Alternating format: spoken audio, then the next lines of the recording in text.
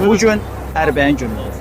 Mən isə hazırda İmam Hüseyn əleyhissalamın hərəminin yanında yerləşən Sidr küçəsindəyim. Milyonlarla insan Aşura qəhrəmanını ziyarət etmək üçün Kərbəlaya axışır.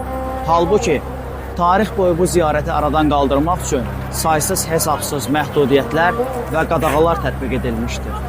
Xüsusilə Abbasilər dönəmində bu ziyarəti insanların yaddaşından silmək istəyirdilər.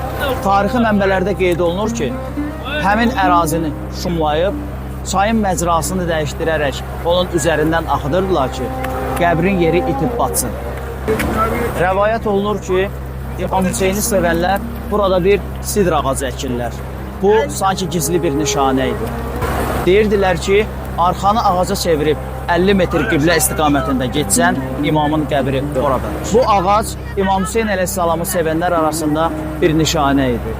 Bu nişanənin sirri yayıldıqdan sonra həmin bu ağacı gəlib kəsirlər.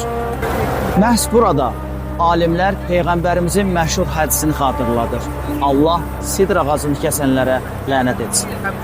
Tarix boyu nə qədər qadağalar qoyulsa da, nə qədər maneələr yaradılsa da, İmam Hüseynə olan sevgi insanların qəlbindən silinmədi. Bugün Ərbəyin yürüyüşü bunun ən canlı sübutudur.